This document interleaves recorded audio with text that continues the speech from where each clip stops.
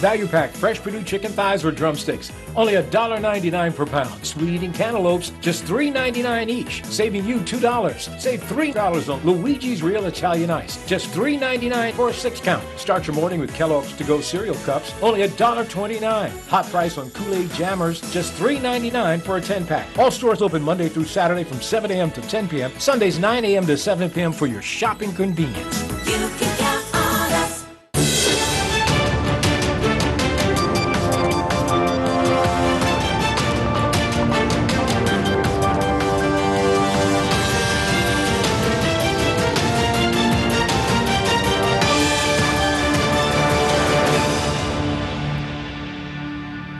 You're watching Bermuda Tonight. It's Tuesday, August 28th. I'm Diane Brewer, and thank you for joining us tonight.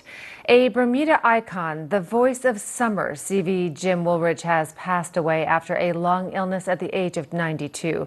Tributes have been pouring in from all quarters for Mr. Woolridge, who excelled in politics, sports, and broadcasting. Mike Sharp reports. Uncle Jim served as tourism minister, deputy premier, and sales manager at Bermuda Broadcasting Company. Perhaps he was better known as cricket commentator, the voice of summer. Former Premier Sir John Swan reflects on his life. First of all, let me extend my sincere and deepest sympathy to Jim's Woolridge's family. He had a great passion for family, and particularly his grandchildren, which you could see him light up whenever they were mentioned.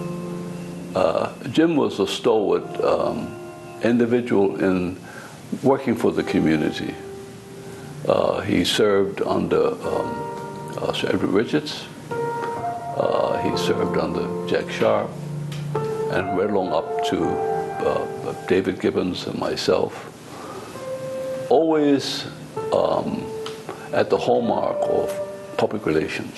So he gave of himself, of his energy, and when he was on the air with ZBM, he was there not just as an announcer, but as an ambassador to whatever was good for Bermuda. The Voyage Channel did a special interview with Uncle Jim. Most fortunate man in the world. No, I was a very fortunate fellow. Actually, I came from humble beginnings. My father's mother died when he was 5 months old. Father died when he was 5 years. Raised 10 of us, gave us the world. Go out there and get it. But I did a number of other things. I was a bulldozer operator. I drove a truck. I was a waiter. I was a bartender. And of course, in 1968, I became a member of Parliament. I was a member of Parliament for 33 years. And during that period, I was the Minister for Tourism for 14 years, Minister for Labor and Immigration 7 years, Minister for Works and Engineering 3 years, and the Deputy Premier for 4 years. So I've had a very exciting and illustrious career. Sean Tucker did cricket commentary with Jim Woolridge for numerous years. I was privileged in that over the past 30 plus years, I've had the opportunity to work with the best, you know. He set the standard for all of us who are in this business as cricket commentators. He set the bar for all of us. Anyone who does it in Bermuda does it and wants to be like Jim Woolridge, you know. He has an ability to describe things all around the field that I've never seen anyone else be able to do. Tourism was our main source of revenue. So everybody came here was a potential visitor, you know. I mean, the years I was there, in 1980 was my best year ever for the island. And there was 650,000 visitors came. What did that give to us? Gave us one of the highest standards of living in the world, one of the highest per capita incomes in the world. And when you consider that we don't have sufficient soil to feed ourselves for 3 months, it says volumes. The milkman, David Lopes, an early morning radio announcer, referred to Jim Woolridge as a pioneer in sales, tourism, and cricket commentary. I have never seen a salesperson like Jim Woolridge. I always said Jim Woolridge would sell ice to an Eskimo and he'd think he got a deal. Jim Woolridge was the type of guy, he would walk from Hiles Corner, most people know where the Birdcage is, Hiles Corner to the Cenotaph and sell $100,000 worth of commercials on radio, maybe even television, just by talking to people. And I think that's something that unfortunately we lack today. We don't have, somebody with the dynamics that Jim Woolridge had. Before Jim started, along with Ronnie Evans, doing play-by-play commentary, the commentary was only on Cup Match, and we didn't even do kind of games in those days. And a Cup Match, it was only the first 15 minutes of the hour, 10 to 10:15, 11 to 11:15, and they did that. And then Jim Woolridge, Mr. Sasko was manager at that time, and Jim came up with this idea of you remember in those days, radio was something that music came out of. You never heard talk shows and play-by-play commentary, in Bermuda. So that was something really different and new. And of course, he was right. It took off. That title was given to me some years ago by a Royal Gazette reporter. Well, this is my 45th year of broadcasting cricket to the people of the island. I've enjoyed every bit of it. And I'm Mike Sharp with Bermuda Broadcasting News. He certainly will be missed, and politicians from all sides have also paid tribute to Mr. Woolridge. The Premier, David Burt, said he was a genuine public servant and a giant of this community. Jean Atherton, the leader of the OBA, said he was an outstanding and astute politician who worked tirelessly on behalf of Bermuda. And we'll have more on the political reaction to Mr. Woolridge's passing tomorrow evening. Turning to the economy, for the first time in a decade, the total number of jobs filled by Bermudians has increased as the job market continues to improve. That's a headline from the 2018 Bermuda Employment Briefs issued by the Department of Statistics. But as Tony Waterman explains, there's always two sides to every number. Overall, there's good news. For the second year in a row, there's been an increase in the total number of filled jobs on island. And for the first time in over a decade, Bermudians are filling more of those jobs. The total number of filled jobs clocked in at 33,653 last year. The number of Bermudian job holders climbed 0.7%, the first increase since 2006. The not-so-good news is that job growth remains tepid, with the market growing just 0.5% last year. That leaves the island 6,500 jobs short of the 2008 peak of more than 40,000 jobs. If growth continues at 0.5%, it could be decades before Bermuda finds itself back at pre-financial crisis job levels. Incomes also showed a mixed picture. The median gross income rose 1% to over $64,000, but that's a slower pace of growth than inflation. Bermudians also continue to earn less than all job holders, although the gap slightly narrowed last year.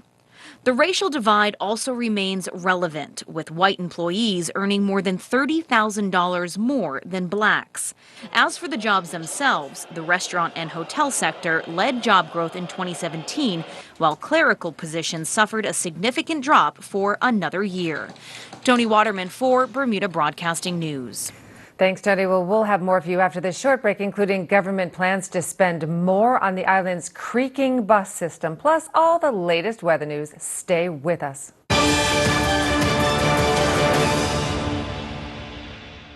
You can count on us. Pretty Lady Seedless red and white grapes, only $3.99 per pound. Certified Angus beef boneless ribeye steak, just $15.99 per pound, saving you $5. Select varieties of PUREX liquid laundry detergent, only $4.99 for a 50-ounce bottle. Save $5. On LaCroix sparkling water, just $8.99 for a 12-pack. Pepperidge Farm 15-grain or soft honey wheat bread, only $4.49 for a 24-ounce loaf. Visit our website at www.marketplace.bm. You can count on us. Do you need a reliable and dependable auto service? Mr. Fix-It is the one who gives roadside service, repairs brakes, does oil changes, tune-ups, cleans headlights, wheel alignments, electrical repairs, diagnostic testing, and full service for any car. TCD appointments also a plus. Mr. Fix-It, the mobile mechanic who comes to you. Call Mr. Fix-It at 735-1976 or 519-8798 and let him be your auto doc. From the very beginning, it was always our singular focus to do whatever it takes, use every possible resource to fight cancer, and never lose sight of the patients we're fighting for. Our cancer treatment specialists share the same vision. Experts from all over the world working closely together to deliver truly personalized cancer care. And these are the specialists we're proud to call our own. Expert medicine works here. Learn more at cancercenter.com. Appointments available now. Ever wondered what smart health insurance feels like? Colonial's 24/7 worldwide health insurance does most of the thinking for you. 1,500 CGI health claims are settled daily. 60% of claims settled automatically. You can access your health plan almost anywhere, anytime. And have smart wellness with online data tracking. And more provider choices for you and the people who matter most. Premier Health is smart health insurance, and it feels good. Colonial, where people come first.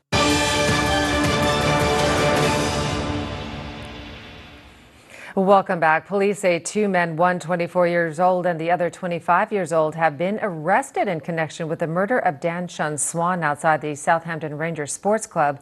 Both men remain in police custody. A teenager that was being held over the fighting that occurred at the venue has been released on police bail. The investigation into the fatal stabbing of Mr. Swan continues with a renewed appeal for the drivers of the 3 cars that passed along South Road at the time of the violence to come forward with any information. Anyone with information is urged to call Acting Detective Chief Inspector Arthur Glassford on 717-0773, Acting Detective Inspector Jason Smith on 717-0864, the Serious Crime Unit on 247-1739, or the Crime Stoppers Hotline at 800-8477.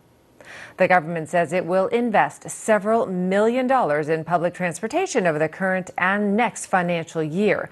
This from Deputy Premier and Minister of Transport Walter Raban as he explained plans to breathe new life into the ailing bus service. Gary Moreno brings us the latest.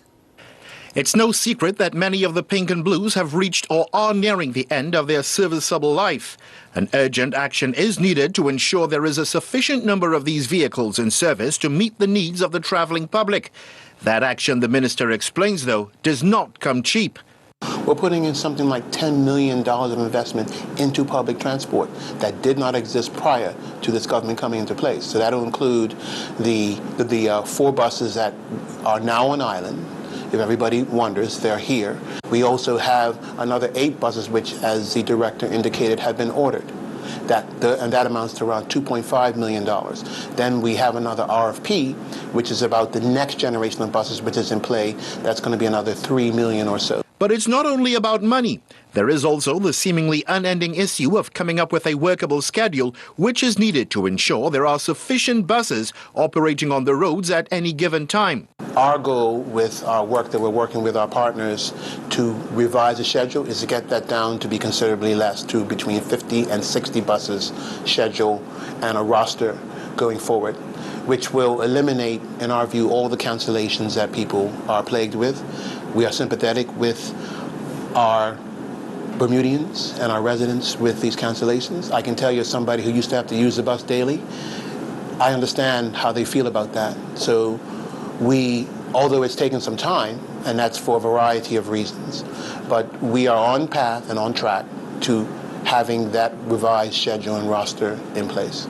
Developing a schedule that will meet the approval of both bus operators and DPT management is a problem that has so far proven insurmountable for successive governments.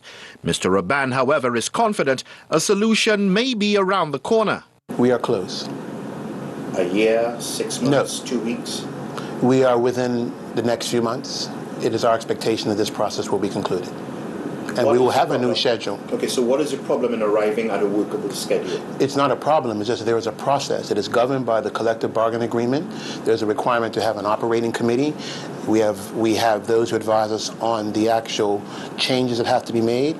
We have our own DPT staff that work on it. It's a number of groups, including working with our own team to actually get this to where it needs to be. It's a very technically driven process of getting a schedule together. Not to mention the hiring of an overseas consultant to provide assistance not available here in developing a new schedule. No doubt, though, the new schedule and buses cannot arrive soon enough for users of public transportation. In fact, this afternoon alone, there were 31 bus cancellations. Gary Moreno, reporting for the Bermuda Broadcasting News. Turning to weather news, and while we were promised rain today, it's only been hot, hot, hot so far. The view from our weather cam outside doesn't seem to have changed for the last week or so. We certainly could use some tank rain, but is there any on the way? Here's our AccuWeather forecast. AccuWeather is presented by BF&M Insurance Group. We now go to AccuWeather headquarters. This AccuWeather forecast here on ZBM is brought to us by our friends at the BF&M Insurance Group, and we have some good news for you here. Even though we are approaching the peak of hurricane season, climatologically that falls on September 10th, and we're getting closer to that date. But the good news is this view doesn't show a whole lot of menacing weather. We have a dead front off to our east, scattered showers hundreds of miles away, isolated showers nearby, but they have not been producing much. We have a little bit of disturbed weather near the Florida coast. We have to keep an eye on a few tropical waves over the next week or two moving west of Africa. But you can see the satellite estimate of where rain would be falling, kind of as if there were radar sites across the ocean. You can see there are some heavier showers to the east. We've had a couple of really small-scale sprinkles and showers not too far from the island. Satellite loop has shown some pretty quiet weather, though. Any spotty showers have been really few and far between, and most of them missing us. 83 degrees currently. Humidity is at 70%. Wind light from the northwest at 6 to 10 knots. We do have water temp very warm. 87-degree water temp. That is toasty. Although the water temperatures out where we often see these tropical waves move west of Africa, out that way, the main development region in the Atlantic, that's where we have slightly cooler than average water, so that kind of offsets our warm water. On the inside, we have 1 foot wave heights, and beyond the reefs, 1 to 3 footers, so pretty good boating weather for the most part. Upcoming tides here, the schedule shows that we do have high tide at 10:57 this evening, low tide 5:10 tomorrow morning, and then a high tide in the late morning approaching midday at 11:20. Tonight, partly cloudy, only a really stray shower in a few spots. Most of us will enjoy quiet weather. Tomorrow, partly sunny and 86. It looks good. A nice, bright, beautiful, warm day here in late summer in Bermuda. So Futurecast is going to show the slim chance of an isolated shower. None of this is widespread. They're few and far between. You can see the clockwise swirl around a big area of high pressure off to our west. And again, most of the day tomorrow will be on the dry side. Gateway forecast for eastern North America. Toronto, scattered storms cooling down behind that into Thursday. New York will have a warm time on Wednesday. Boston, a hot time, 98 degrees there. Eastern New England, very steamy. Atlanta, pretty toasty, scattered storms into Miami. London looks nice, 70 degrees, more clouds, and some sunshine. A great day there. Into the Caribbean, scattered showers and thunderstorms out there.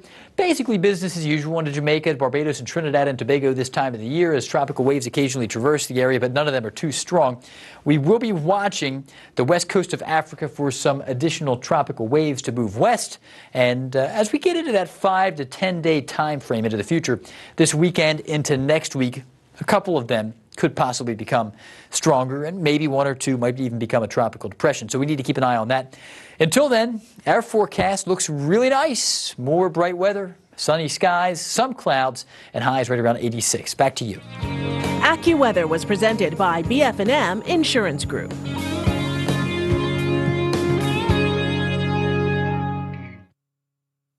It's hurricane season. Here are some tips from BF&M. Before a storm, make sure you have a family plan. Stock up on food and water and protect your home. Board up and make sure your insurance policies are up to date. After a storm, check everyone's safety, especially seniors. Inspect your property and secure from further damage. Then note the damages, list, and take photos. Remember, you can always count on BF&M 24/7 during hurricane season and all year round.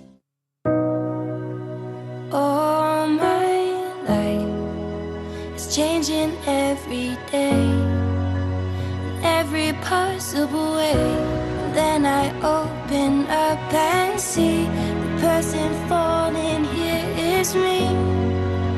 'Cause you're a dream to me. Made with care, handled with care, delivered with care. That's what dreams are made of. Godwin International will host an exclusive launch and cocktail party for Georgette Prime Godwin, fresh brand and partner for Bermuda. A new book release for War Baby, a Ruach Elohim parable, on Saturday, September the 1st, 2018 from 6 to 8 p.m. at the Hamilton Princess and Beach Club in the Harborview Ballroom. Dress is smart business casual and general admission is $85 per person. You can register online at www.bdatix.bm or even by phone at 441-535-1530. JBM Realty & Associates services all your real estate needs. Our agents have years of real estate experience specializing in selling of properties, renting of properties, property management, vacation rental. So whether you're looking to move to another location, selling your home, purchasing a new home, or a landlord looking for assistance in managing your property, give us a call today. One of our experienced agents will be more than willing to assist you with all your housing needs. Call us on 234-2050 or visit our website, jbmrealtyandassociates.com.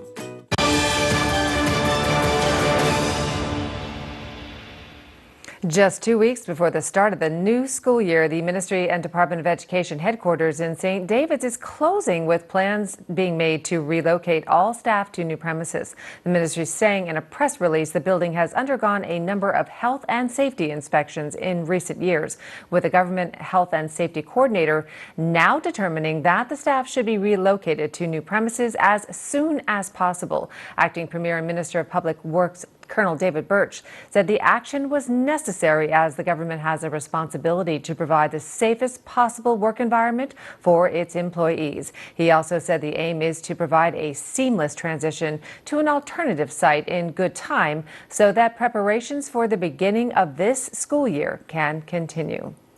News of the British government's decision to grant British Overseas Territory citizenship to the 4 Chinese Uyghurs has generated swift reaction from the public. It was announced Monday that their application for naturalization by the governor had been successful, ending an almost 10-year battle by their lawyer Richard Horseman to secure passports for them. Our Tarai Trott takes a look at what residents are saying online. The Bermuda government has clarified that while the 4 Uyghur men and their families have the right to live and work in Bermuda indefinitely, they have not been granted Bermudian status, which carries with it the right to vote. The story has attracted a stream of comments on the Royal Gazette website. One commenter writes, "This is good for the Uyghurs and their families. What about the Bermuda-born people who still live in limbo without status just because they happen to be born at a certain time?" Another writer speculates that now that the Uyghurs have their citizenship, they might decide to move to the UK, where they could register to become full British citizens.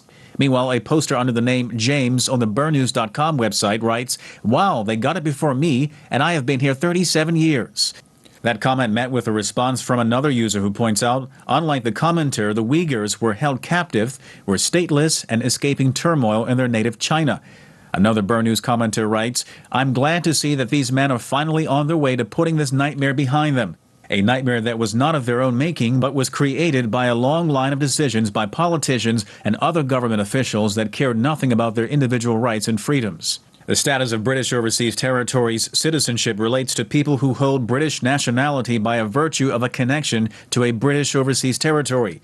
Legal residents in a territory can normally apply for naturalization after 5 years. With their new passports, the 4 men will be entitled to not just travel, but to visit the UK for up to 6 months until they are registered as full British citizens, which would entitle them to have residency rights in Britain. U.S. forces captured the men in 2001 at a camp in Afghanistan before transporting them to Guantanamo Bay in Cuba for detention. It was former Premier Dr. Ewart Brown who struck a secret deal with the Obama administration to give the men refuge here without the consent of Britain. Tarai Trott reporting for Bermuda Broadcasting News. Thanks, Troy. Well, still to come, Earl Basden will have all the latest sports news in just a few minutes. Stay with us. The Marketplace Food Court is you and your family's one-stop shop. Start your day at the Breakfast Bar with omelets made to order and traditional Bermuda codfish breakfast. The chefs will cook lunch and dinner to your liking. Along with the salad bar, sandwich bar, sushi bar, and fruit bar, the Marketplace Food Court is your kitchen away from home. Every day is hassle-free with nutritious meals from the Marketplace Food Court. Visit us 7 days a week. Homemade cooking, quality service, all at prices you can count on. The core of Smart Security's business is providing customers with burglar, fire, CCTV, and other essential alarm services. An important and growing market that offers you the best of all worlds, state-of-the-art protection technology, and monitor your system 24 hours a day, every day of the year, offering you that peace of mind knowing everything you care about is safe and secure. Technology allows residential and business customers to access information and to control their security systems remotely. For more information, call Smart Security Systems at 292-4019 or visit their website, smartsecuritysystems.bm.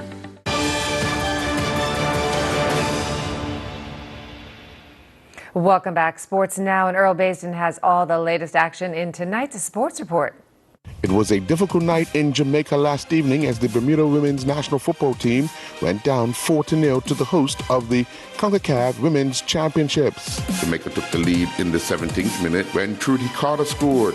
The lead was doubled in the 32nd minute when Jamaica captain Tanya Plummer scored. Jamaica would go ahead 3-0 in the 61st minute with a goal from Khadija Shaw, and then Giselle Washington closed out the scoring with a fourth goal in stoppage time.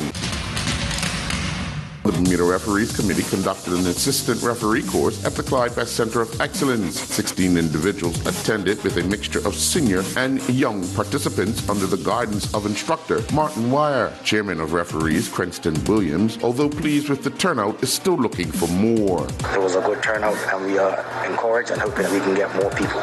We also had a couple of new persons sign up, and we're hoping they'll take up the mantle as well. If anybody would like to officiate, contact the DFA office, as we're going to need a lot of officials because this will be a very long and challenging season, and we're encouraging the public to please respect our officials at all costs because they are young, and we need to make sure that we keep our young people.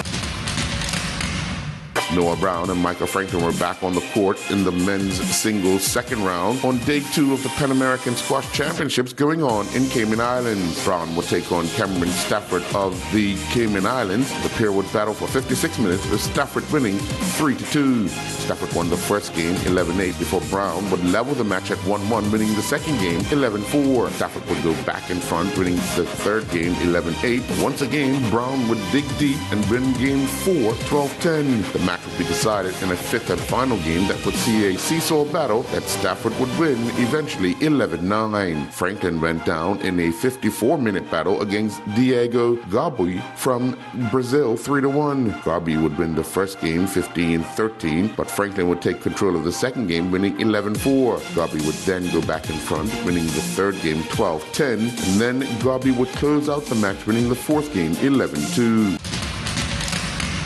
The Bermuda Netball Association announced that netball program coaches and players, Chiquita Simmons, Anthony Mouchette, Coraya Simmons, and Sayla Tuzo participated in an umpire and coaching seminar in Barbados. The Bermuda contingent successfully completed the seminar, which consisted of theory and practical segments. The Bermuda National Athletic Association have released the 2018-19 schedule for athletics. A quick look at the schedule sees that there will not be an area permit meet in Bermuda come next year. The road race season will get underway this coming Monday, September 3rd, with the running of the Labor Day race and walk. The cross-country season will begin on Saturday, September 29th at the Arboretum, and the first track meet will be held on December 15th at the National Sports Center. Adam Hall and his Aberdeen Ironbird teammate finished up their season with a 5-3 win over the Staten Island Yankees. Hall continued his hit streak. He had 4 at-bats, scoring 1 run off of 2 hits. He also had 1 RBI, a walk, and a strikeout. 120 of the top optimist sailors in the world, including Bermuda, converged on the southern coast of Cyprus to compete in the 2018 Mediterranean Optimist Championships. 3 races were held, with Sebastian Kemp leading the Bermuda fleet, finishing 42nd with 70 net points. Azai Smith was 52nd with 84 net points, while Lalai Walker was 59th with 99 net points. Christian Eben was 64th with 105 points, and Magnus Reinstedt rounded up the Bermuda fleet in 68th with 109 net points. Steve Smith, Clive Langley, and Carl Wilson competed in the Ironman 70.3 main event. Smith was the first of the trio to cross the line, clocking a time of 4 hours, 59 minutes, and 54 seconds, which saw him finish 48th in the men's 45 to 49 age group division. Langley finished in 39th place in the men's 40 to 44 age group in a time of 5 hours, 1 minute, and 36 seconds. Wilson was unfortunately forced to pull out of the race 1 kilometer into the run through injury. In the inaugural South Atlantic Conference Carolinas Field Hockey Preseason Coaches Poll, Maha Clark and her Queen's University of Charlotte field hockey teammates have been voted to finish second behind Limestone College. I'm Earl Basden with Bermuda Broadcasting Sports. Thanks, Earl. Well, that's it from the news team this evening. I'm Diane Brewer. Thanks for joining us. Good night.